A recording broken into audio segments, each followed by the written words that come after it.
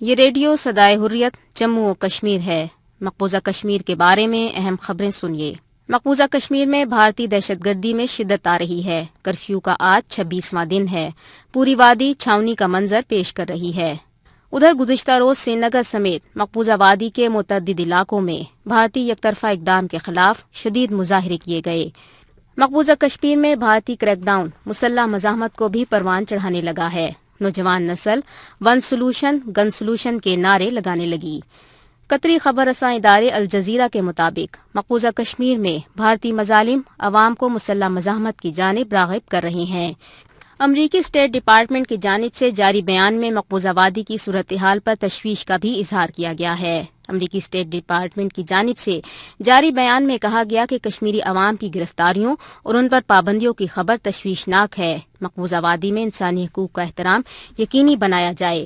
بھارتی جریدے دی پرنٹ کے مطابق واشنگٹن نے نئی دلی سے مقبوضہ وادی کی صورتحال سے متعلق تفصیلات بھی طلب کی ہیں۔ اقوام متحدہ کے انسانی حقوق کے 5 ماہرین پر مشتمل گروپ نے اپنے جاری کردہ ایک بیان میں بھارتی حکومت سے کہا ہے کہ مقبوضہ کشمیر میں کریک ڈاؤن ختم کر کے لوگوں کو آزادی اظہار رائے کا موقع فراہم کیا جائے۔ آج پورے پاکستان میں کشمیریوں سے اظہار یکجہتی کا دن منایا جا رہا ہے۔ دن 12 بجے سے 12:30 بجے تک ٹریفک روک دی جائے گی۔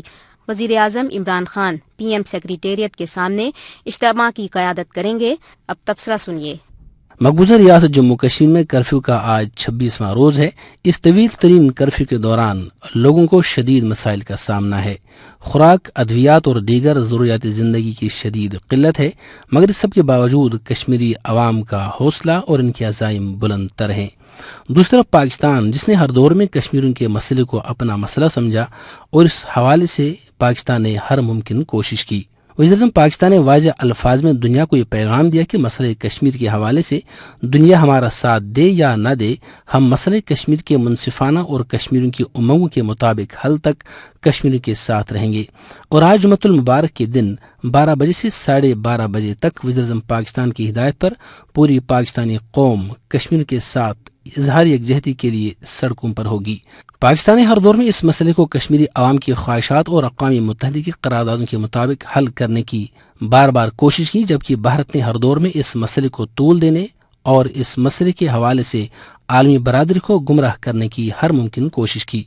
اب دفعہ 370 کے خاتمے کے بعد عالمی برادری کو صاف پتہ چل گیا کہ بھارت جو کچھ کہتا تھا وہ سارے کا سارا جھوٹ پر مبنی تھا۔ یہی وجہ ہے کہ عالمی ادارے کشمیر میں انسانیت سوز مظالم سے پردہ اٹھاتے ہوئے بھارت کا مکروہ چہرہ سامنے لا رہے ہیں۔ تبصرہ ختم ہوا۔